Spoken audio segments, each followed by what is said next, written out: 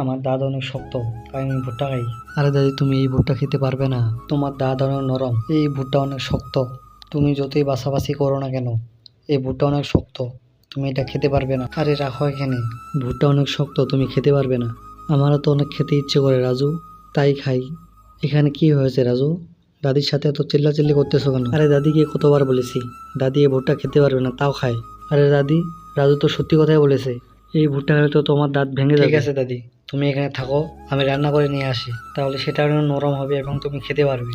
প্রথমে আমি ভুট্টাগুলোকে ছেড়ে নেই, তারপর ভুট্টাগুলোকে কুটে নেই, তারপর এর মধ্যে আটা দেই, তারপর চিনি দেই, তারপর একটু পানি দেই, তারপর এটা মেখে নেই।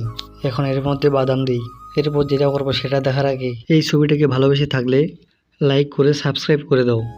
এই তো হয়ে গেছে, এখন এটাকে একটু গরম করে নেই। এই তো হয়ে গেছে, নেও দাদি, এবার তুমি এটা খেতে পারবে। আমাকেও দেও বোন, আমিও খাবো।